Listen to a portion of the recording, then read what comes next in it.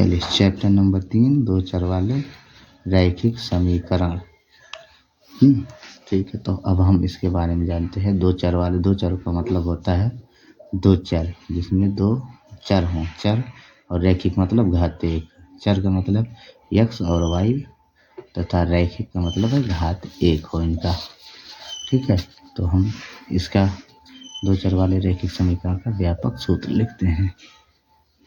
व्यापक समीकरण तो लिखते हैं दो चर वाले रैखिक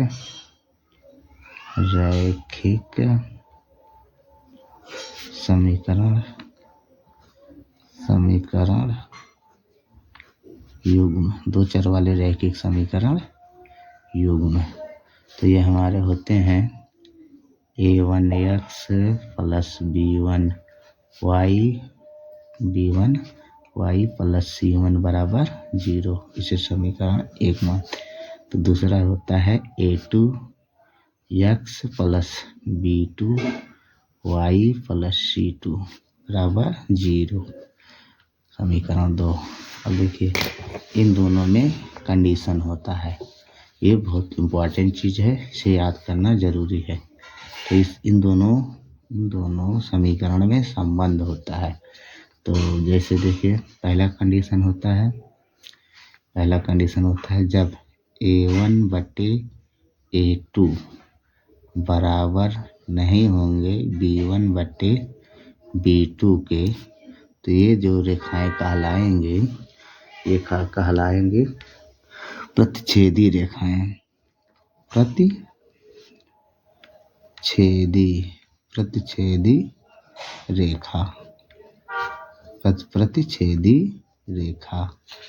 प्रतिच्छेदी रेखा और इसके अनेक हल होते हैं। इसके केवल एक ही हल होगा। मतलब अगर a1 बटे a2 बराबर नहीं है b1 बटे b2 के, तो ये प्रतिच्छेदी रेखा कहलाती है और इसके केवल एक हल होते हैं। केवल एक हल होंगे, एक हल। ठीक है, दूसरा होता है यदि a1 बटे a2 बराबर b1 बटे b2 बराबर नहीं हो c1 बटे c2। a1 बटे a2 बराबर b1 बटे b2 बराबर नहीं है c1 बटे c2 के, तो ये रेखाएं समांतर रेखाएं होती हैं। समांतर रेखा और इसके कोई हल नहीं होते हैं। कोई हल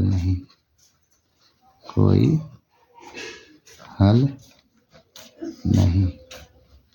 ठीक है, तीसरा कंडीशन होता है जब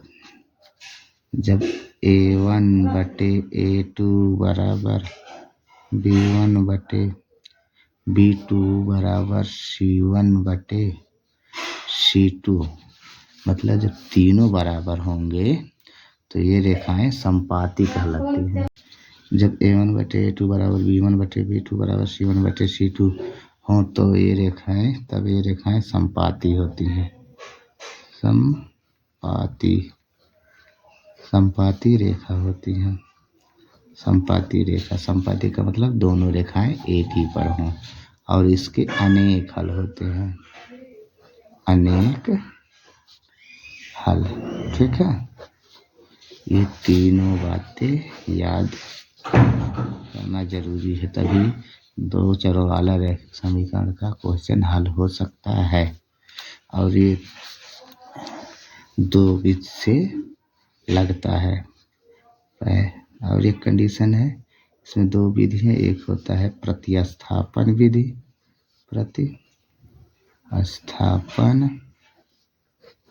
विधि और दूसरा विधि है विलोपन विधि।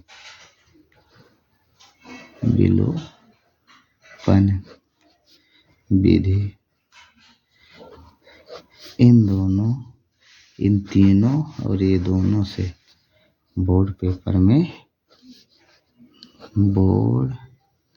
बोर्ड में क्वेश्चन पूछा जाता है। मतलब ये चैप्टर वेरी वेरी इम्पॉर्टेंट है। ठीक है, चलिए अब क्वेश्चन नंबर 1 को देखते हैं। तो दिया हमारा, ये दिया है के किस मान के लिए समीकरण युग्म 2x + 3y = 5 और 4x + ky = 10 के अपरिमित रूप से अनेक हल होते हैं। अपरिमित रूप से अनेक हल होते हैं, अनेक हल हैं। तो अब हम इसे हल करते हैं। हल में लिखते हैं, हल करते हैं। तो सबसे पहले दोनों समीकरण लिख लेते हैं। ठीक है, तो समीकरण 2x + 3y = 5। तो इसी को हम इस रूप में थोड़ा सा चेंज कर लेते हैं।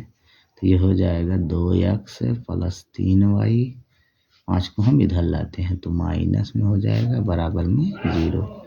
इसे 1 मान लेते हैं। दूसरा है 4x + ky = 10। फिर इसी को इस रूप में चेंज कर लेते थोड़ा सा।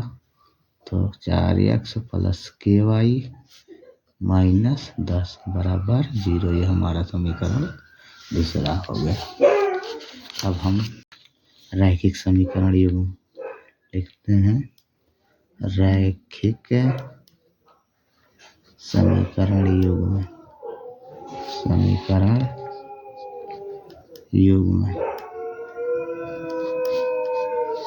हमारा होता है a1x + b1y + c1 = 0 और दूसरा होता है a2x + b2y + c2 = 0 से तुलना करने पर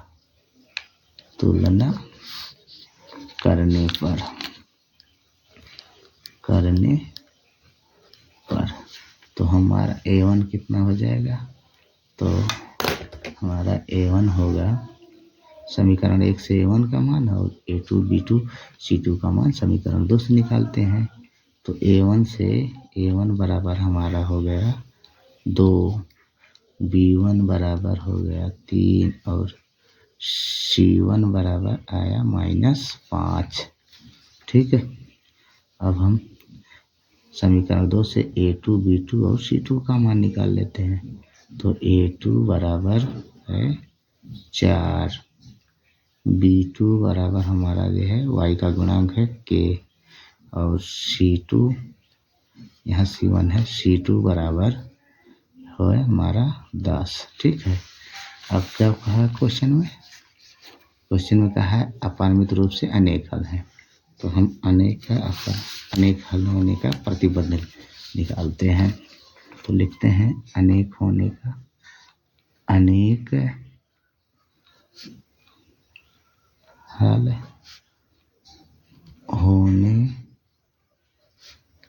का प्रतिबंध। ठीक है, तो अनेक हल होने का प्रतिबंध क्या होता है। a1/a2 = b1/b2 = c1/c2। ठीक है, तो अब हम इसका मान रखते हैं।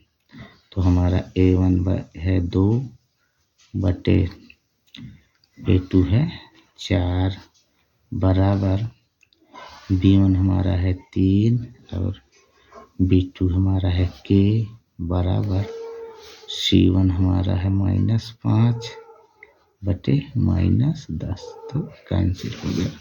ठीक है, इतना ये कैंसिल हो गया। तो अब हम ये दोनों का लेके तुलना कर लेते हैं। तो इधर लिखते हैं। तो तो 2/4 बराबर 3/k। ठीक है, अब यहीं से हल कर लेते हैं। तो इसे काट लेते हैं। 2 1 2, 2 दूनी 4, और इसका गुणा इसमें करना, इसका गुणा इसमें करना।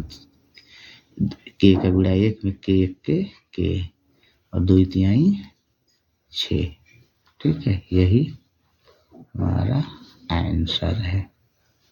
ठीक है, अगला क्वेश्चन है k का मान ज्ञात कीजिए जिनके लिए समीकरण निकाय kx प्लस 2y बराबर 5 है और 3x प्लस y बराबर 1 के अद्वितीय हल हो, कोई हल नहीं।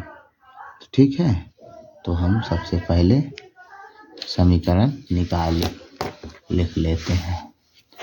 तो हमारा समीकरण निकाय देखते हैं। तो हम समीकरण लिखते हैं। समीकरण kx प्लस 2y बराबर 5।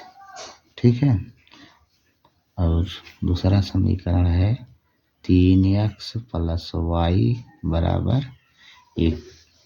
ठीक है, तो पहला बोला है अद्वितीय हल है। अद्वितीय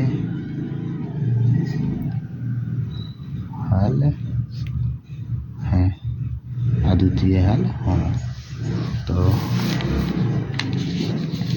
ये इसका अद्वितीय हल होने का जो संबंध होता है वो होता है अद्वितीय हल हो, इसका प्रतिबंध जो होता है अद्वितीय का मतलब केवल एक हल।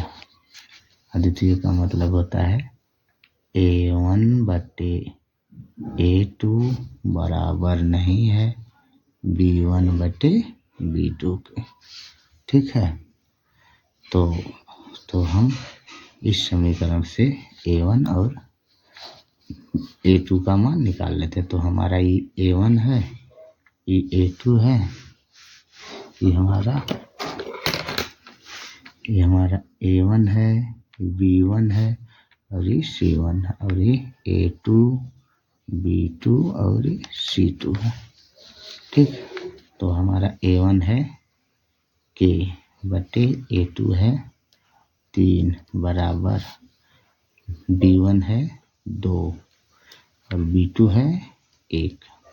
ठीक है, अब ये दोनों बराबर नहीं है, तो हम यहाँ से k का मान निकालते हैं। तो k बराबर 6 आया, जो k के बराबर नहीं है, k के बराबर नहीं है। तो हम लिखेंगे अतः k बराबर नहीं है 6 समीकरण के अद्वितीय हल हैं।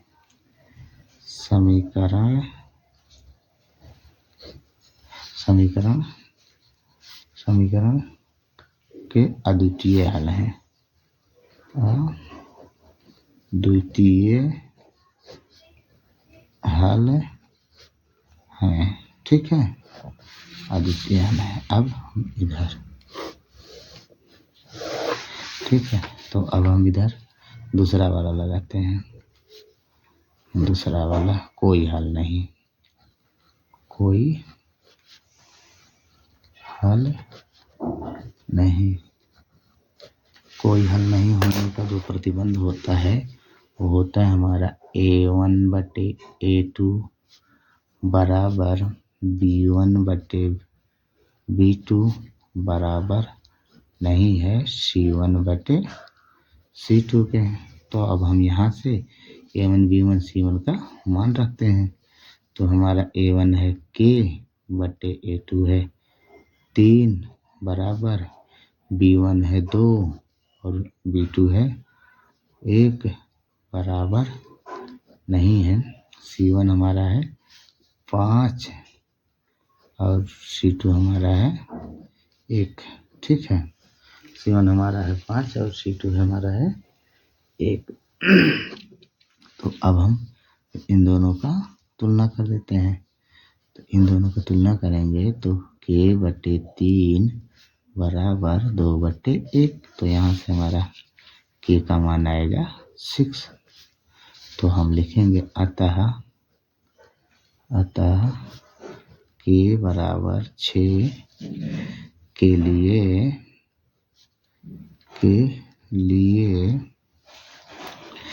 समीकरण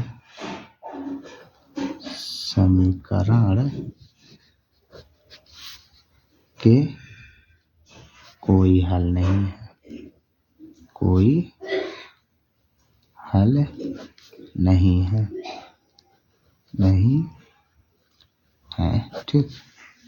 यही हमारा आंसर है। अगर समझ में नहीं आया तो वीडियो को दोबारा देखें, वीडियो को लाइक करें और शेयर भी कर दें, ठीक है। अगला क्वेश्चन दिया है समीकरण x माइनस वाई बराबर 2 एवं x प्लस वाई बराबर 2 का हल होगा। तो अब हम इसे हल करते हैं।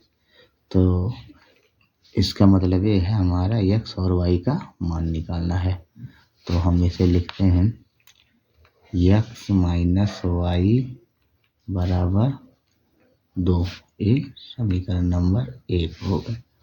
दूसरा है x प्लस वाई बराबर 2, ठीक है। हमारा समीकरण नंबर 2 हो गया। तो हम ये समीकरण एक में समीकरण को जोड़ने पर लिख देते हैं, जोड़ने पर, ठीक है। तो जोड़ेंगे तो ये माइनस हो जाएगा, ये भी माइनस हो जाएगा और ये भी माइनस। तो ये प्लस माइनस, देखिए एक्स प्लस है, नीचे वाला माइनस है तो कैंसिल हो। ये माइनस है, minus minus minus minus y हमारा हुआ -2y बराबर 2 में से 2 घटाएंगे तो हमारा 0 आएगा। तो यहाँ से हमारा y का मान आ गया 0। अब यही y का मान समीकरण हम एक में रख देते, एक में रखे चाहे 2 में रखे, किसी एक में रखे तो y x का मान हमारा मिल जाएगा। तो हम लिखेंगे समीकरण 1 में y का मान रखने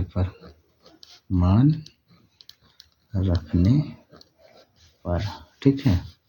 तो मान रखते हैं समीकरण हमारा एक बार लिख लेते हैं समीकरण 1 को। तो ये है x माइनस वाई बराबर 2।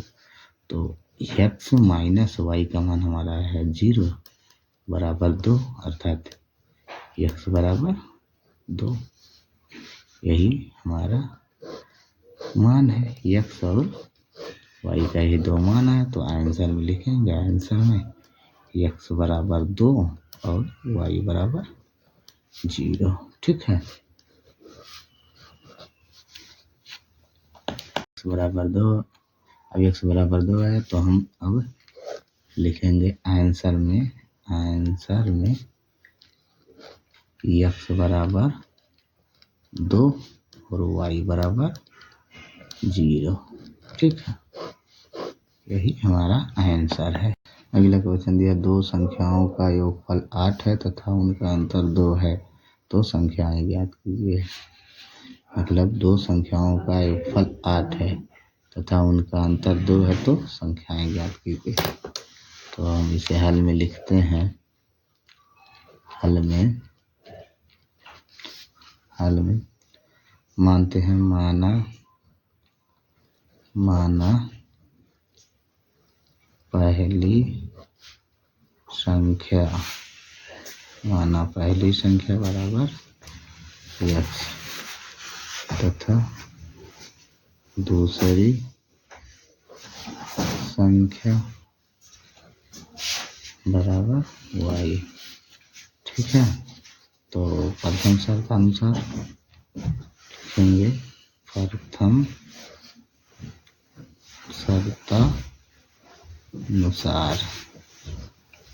शर्तानुसार हम लिखेंगे कि क्या दो संख्याओं का योगफल 8 है।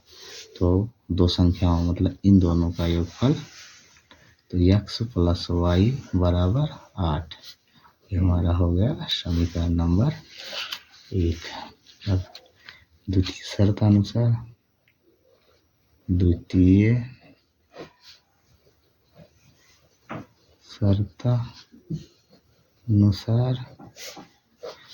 शर्तानुसार दिया है हमारा, तथा उनका अंतर 2 है, अर्थात x माइनस वाई बराबर 2। ये हो गया हमारा समीकरण नंबर 2। तो अब हम लिखते हैं समीकरण 1 और 2 से हम समीकरण 1 और 2 से मान निकालेंगे। तो एक बार लिखते हैं समीकरण 1 और 2 को। तो x प्लस वाई बराबर 8 और x माइनस वाई बराबर 2। तो इसे हम जोड़ देते हैं।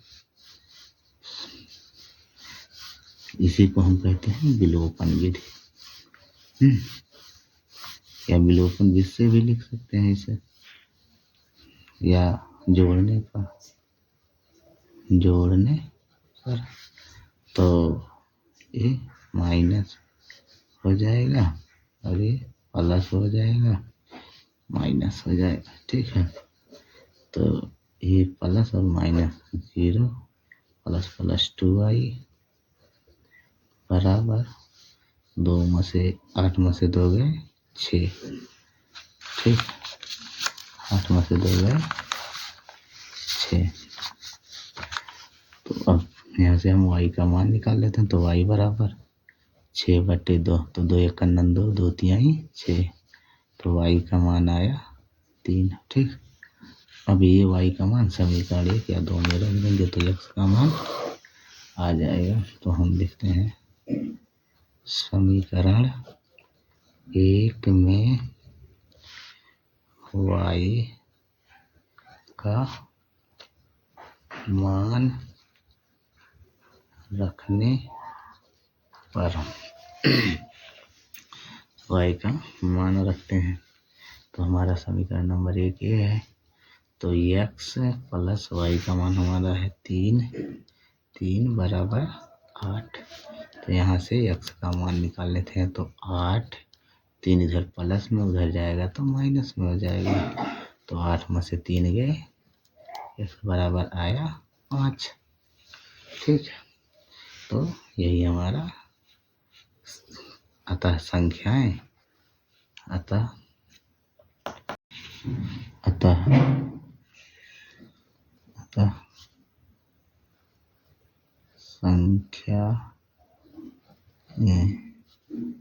संख्याएं हमारा हो जाएगा 5 और 2, नहीं 5 और 3 आया है। देखिए यहाँ 3 आया है, यहाँ 3 आया, तो यही तो है। तो यहाँ लिखते हैं अतः संख्याएं, हमारा संख्याएं कितना है, एक 5 आया है और एक 3। ठीक, यही हमारा आंसर है। वीडियो को ना समझा दोबारा वीडियो को देख। अगला क्वेश्चन दिया है, 2 संख्याओं का अंतर 26 है और एक संख्या दूसरी संख्या के 3 गुनी है, तो उन्हें ज्ञात कीजिए। तो इसे हम हल करते हैं। हल तो हम सबसे पहले मान लेते हैं दोनों संख्याएं। माना पहली संख्या को हम x मान लेते हैं तथा दूसरी संख्या को हम y मान लेते हैं। ठीक है, y मान लेते हैं दूसरी संख्या को। तो हम लिखते हैं प्रथम शर्तानुसार। तो हम लिखते हैं प्रथम शर्तानुसार।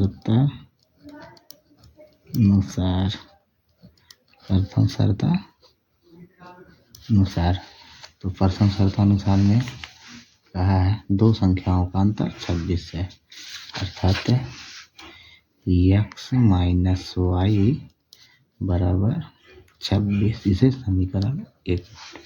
तो दूसरी शर्तानुसार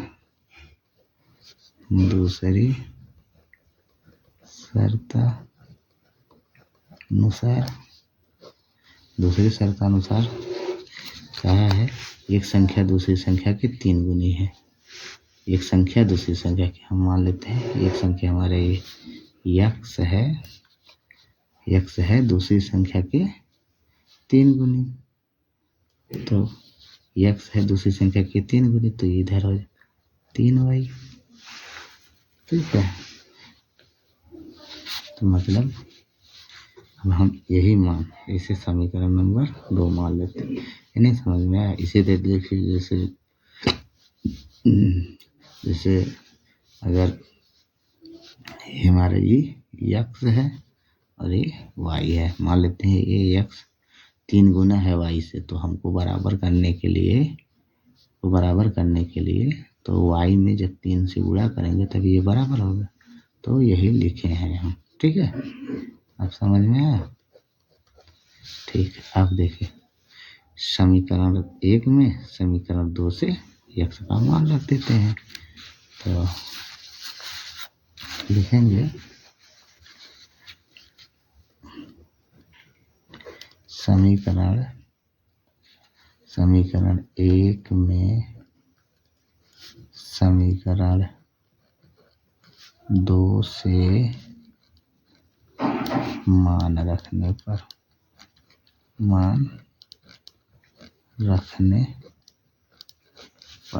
ठीक है, मान रखते हैं तो हमारा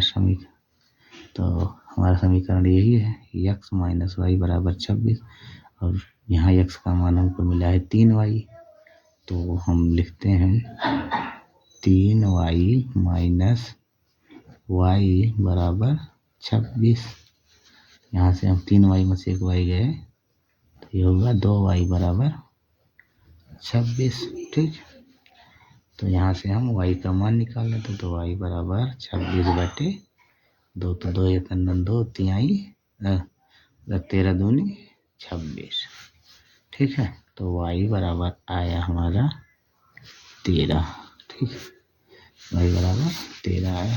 अब इधर y बराबर 13, हम y का मान चाहे समीकरण नंबर 1 में रखें चाहे 2 में रखें, तो हमारा x का मान आ जाएगा। तो आसान हमारा है समीकरण 2 में मान रखने पर, तो x का मान आसानी से निकल जाएगा। तो हम लिखते हैं समीकरण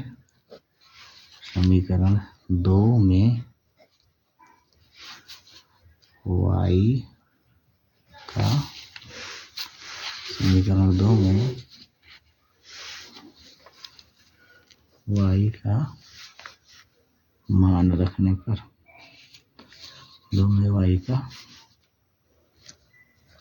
मान रखने पर, ठीक। तो हमारा समीकरण नंबर 2 यही है। तो x बराबर 3, y का मान हमारा आया है 13, y का मान आया है 13। तो हम यहाँ गुणे 13 लिख देते हैं, तो 3 13 में 39, ठीक है। तो हम लिखेंगे अतः संख्याएं कितना है 39 और 13, ठीक है। यही हमारा आंसर है।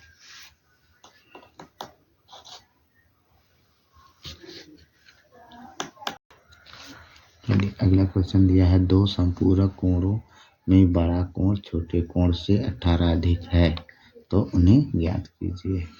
तो संपूरक कोण का मतलब ये होता है जब दो कोणों का योग 180 अंश आ जाए तो वही दोनों कोण एक दूसरे के संपूरक होते हैं। तो हम हल करते हैं, तो हम हल में लिखते हैं, ठीक है। तो अब हम हल में लिखते हैं, मानते हैं, माना बड़ा कोण, माना बड़ा कोण बराबर x अंश और छोटा कोण बराबर y अंश। ठीक है। तो अब कहा है प्रथम शर्तानुसार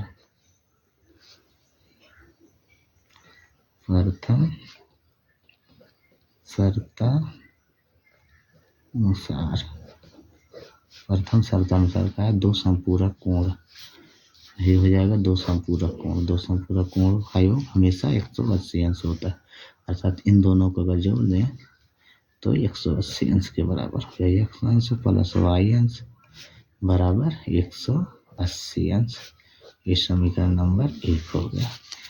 अब दोबारा क्या कहा है, दूसरे में कहा है बड़ा कोण छोटे कोण से 18 अधिक है। तो हमारा बड़ा कोण x है, छोटा कोण y है। तो कहा है द्वितीय शर्तानुसार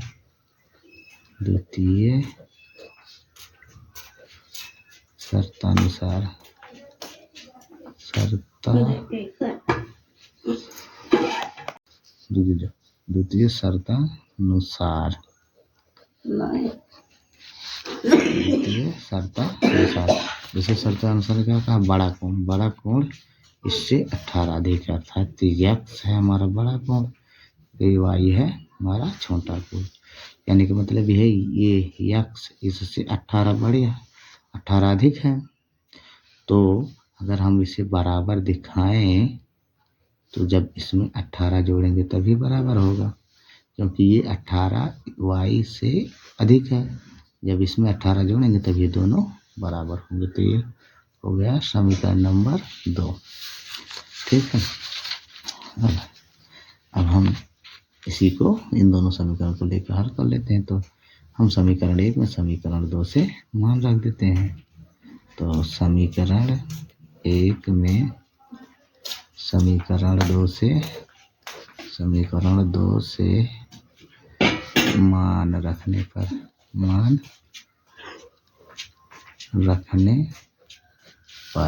ठीक है।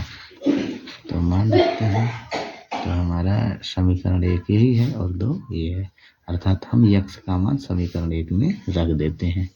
तो x की जगह पे y प्लस 18, फिर प्लस में हमारा y है, y और ये 180 अंश है। सॉरी दोस्तों, भूल गए, ये 180 अंश है क्योंकि ये दोनों संपूरक है, बराबर 180 अंश। ठीक है। तो y 2y और 18 को हम उधर भेज देते हैं। तो 180 माइनस 18, ठीक है। तो 2y बराबर हो जाएगा 10 में से 8 गए 2, यहाँ बचा हमारा 7 में से 1 गए 6 और इतना। यहाँ से हम y का मान निकाल लेते हैं। तो y बराबर 162/2। तो इसे काट लेते हैं। तो 8 दूनी 16 और 2 1 2 कट गया। तो अब हमारा y बराबर आया 81, y बराबर आया 81 अंश। अब ये मान चाहे समीकरण 1 में रखो, चाहे 1 में रखिए, चाहे 2 में रखिए, तो हमारा x का मान आ जाएगा। तो हमारा सरल यही है, जो सबसे छोटा समीकरण होता है जिससे आसानी से मान के लिए वही मान रखा जाए। तो समीकरण 2 में y बराबर 81 अंश रखने पर x बराबर y का मान हमारा 81 है, तो 81 प्लस 18, ठीक है। तो x बराबर हो जाएगा 8 1 9, ठीक है। 8 एक 9, फिर 8 एक 9 अर्थात 99 अंश। तो हम आंसर, यही हमारा आंसर है, तो आंसर में लिखेंगे x बराबर 99 अंश और y बराबर 81 अंश। ठीक है, यही हमारा आंसर है। अगर वीडियो को नहीं समझ में आया तो वीडियो को दोबारा देखें। ठीक है।